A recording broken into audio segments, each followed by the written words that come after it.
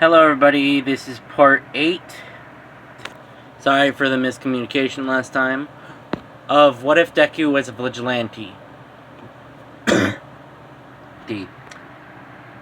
This is about a few days after the raid, but I'll just have Izuku summarize it. Izuku says, I was watching the raid because Eraserhead flat out told me, "Kid, you do not need to be in this raid." But no. Come on. No.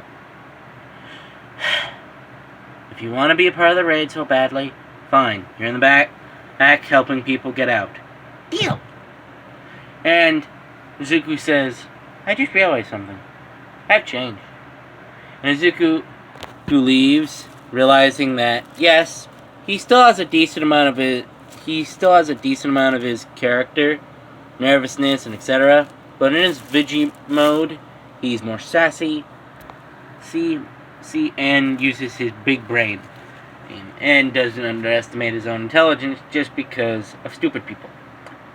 And Izuku and the heroes with the raid, they'd head down and take down the villains and the two heroes that were working for the organization in a matter of 24 hours. And thanks to the fact it's Sunday and his mother had a decent amount of work to do in the morning, so she wouldn't be back until 9 a.m. in the morning, he was capable of staying there until late at night. And then it says, "Kid, are you sure you don't... Kid, don't you have to go somewhere?" "Oh, let's just say my family has work, so I can be here for a few more hours." And Eraserhead says, "Nah, kid, head home. Head home. You can head home now. You did your job. You helped us out a lot." And there's like 15 different patrol cars, SWAT vehicles, and etc. Because 1,000 people under arrest in a matter of a day is hard to do. Ooh. And yes, each individual person gets their own trial, but still, getting this big of a bust is an accomplishment. So kid, head home. And Izuku goes home and sleeps, and wakes up, sees his mother there, and just exercises because he's still trying to be a hero through doing, technically speaking, legal work. And Izuku heads to school and feels this is going to be a bad day, where Izuku, thanks to the fact that Bakugo has been more subdued thanks to the sludge villain attack,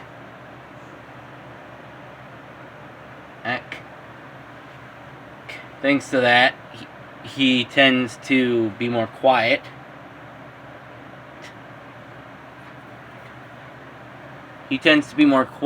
After that.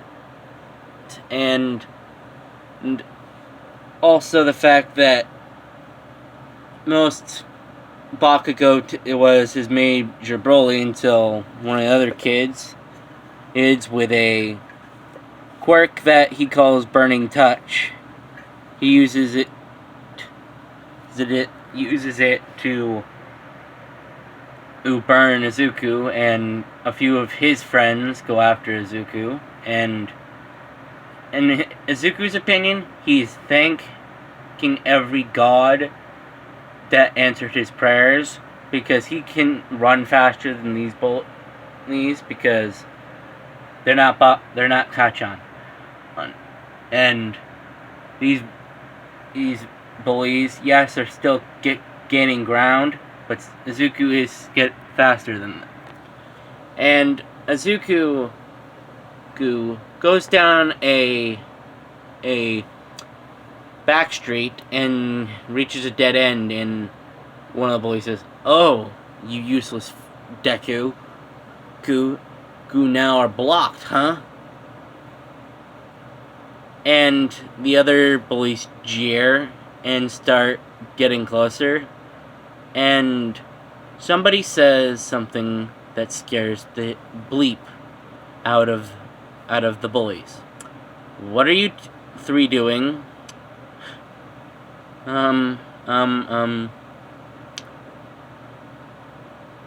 What are you doing? And Izuku sees somebody that honestly he didn't expect to see. Because he sees the immortal hero, Immortal there. And Izuku is flat out surprised because he didn't expect like the big hero in the area. Especially the fact there's not a stupid amount of paparazzi thanks to him being the number, at this moment, 11 hero. But he's always sticked between 5 and up. But he just got back from a mission in a different part of the world. And Immortal says, "You three, scat." And the other three bolt because, yes, Immortal is a hero that many people do respect and many children adore. But Immortal hates bullies. And Immortal says, "Hey, kid, are you okay?" Izuku says, "Yeah, I'm okay." And Immortal looks at his shoes and blinks. Blinks once, blinks twice, and says, "I'm so glad I forced the HPSC to do that." "What do you mean?" "Oh, kid, haven't you not heard?" "What?" "Quirkless people are going to be considered under the same laws as other people. As other quirked minorities. Really? Yeah, and the laws on quirkless discrimination is going to get a lot more strict ever since. And let's just say this: 15 suicides on one bloody day. And I've gone through literal years of data. Apparently the HPSC needs a shorter leash." And Izuku says, "Wait, you don't mind me being quirkless?" Do you mind me asking you a question?" "Sure, kid. Can a quirkless person be a hero?" "What do you mean?" Someone that saves people. Technically speaking, in my opinion, you can be a hero. Especially the fact that many people forget that there are quirks that don't work on quirkless people because of the fact of how the mechanism works. For example, I remember a villain back 30 years ago, about 30, 40 years ago, don't remember exactly, I believe that had a quirk that basically knocked people out at the touch of a hand. But when I remember a quirkless vigilante, and I put that technically in quotation marks because they got rid of the vigilante laws, so basically anyone quirkless can be a vigilante with no legal recourse. Honestly, I feel like that's hilarious, and honestly, I'm not going to get rid of that loophole yet. And Izuku is surprised and says, "What do you mean?" The original reason why they got rid of the original vigilante law is because people that wanted the more stringent quirk regulations and made it so that heroic deeds without a license is a crime. Or doing heroic deeds with a quirk without a license is a crime. You see the loophole, I presume. Yeah? Anyway, besides that, there's also the reason is in that I didn't try to stop it is because I knew it was going to bite them in the butt later. And honestly, I've been wanting to dissolve the HBSC so long, but I don't have a proper reason yet until today. What do you mean? Oh, I have, let's just say, kid. Ed, a lot of evidence. Okay. And I'll be teaching at UA. Okay. And I hope I see you there, because I know they got rid of that old quirk rule a while back. And also the fact that Nezu and I are best friends. And a certain hero that wears a scarf feels a shiver down his back at that mention. Because learning that Immortal and the rat were friends was more terrifying than finding out Immortal and All For One used to be friends. Honestly, it's terrifying. But, well, back with Izuku and Immortal. Immortal says, "Kid." Oh, that's interesting. Anyway, kid. I'll give you some advice. Yeah? If I were you, I'd stick to underground heroics, but if you want to go in the limelight, I'm not going to stop you. It's just going to be a lot more difficult. Oh, but be unpredictable. Do things that would be risky. Yes, bad publicity can kill your career. But bad publicity can also be a good thing. For example, well, Midnight.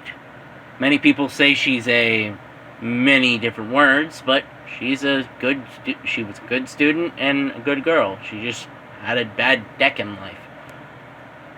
I saw the way she did things as normal. Anyway, besides that, I think you can be a hero, kid. And Izuku starts crying his eyes out, and Immortal says, "Okay, yeah, I have to write that down, because that has to be a mutation descendant from a family member." And one thing is that outside of character, I know this is honestly just me as the author putting it in.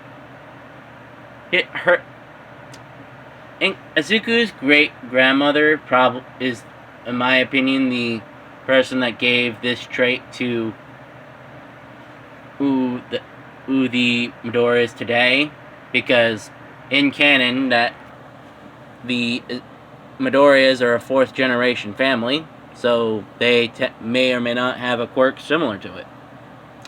Or at least that just makes sense in my head. Probably the same reason why they have green hair. And Izuku heads home with his autograph of Immortal. Honestly, he's going to stick it on the same wall he put All Might's signature. Even though All Might's is a bit more bitter, Immortal gave him hope. Yes, and after him giving the encouragement, said that heroics is still a very, very, very difficult career, and you're going to have to work blood, sweat, and tears, but, well, heroics is not impossible. And Izuku heads to sleep, and back with Eraserhead. Eraserhead is doing the long amount of paperwork, and honestly, if that kid wanted something to do, well, he could help him with the dang paperwork at this point.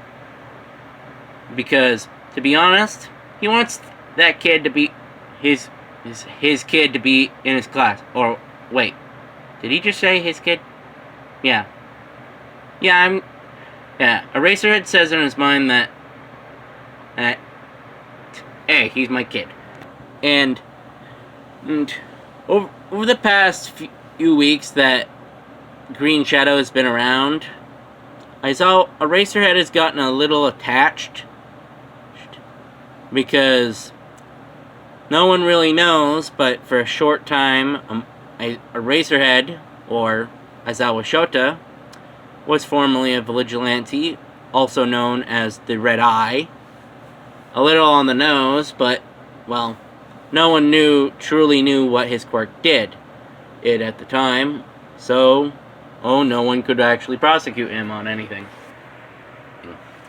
So, he sees a bit of himself in the kid, and hopes that the kid doesn't die before he can see him outside of that suit. Anyway, and I think that's a good place to end this part. Yeah, and I understand that I might have been everywhere this part, I know. But I believe, hopefully, you all understand what I mean. And if anyone wants to reword this, or just make a podfic, rewording it, or, like, change it up a bit, to make into a proper podfic, I wouldn't mind. Just put me in the inspired by or the permissions, because any podfic podfic or what if, I give permission for anyone to use. P.S. though. Just please put me in the inspired by. But anyway, please like and subscribe, and thank you.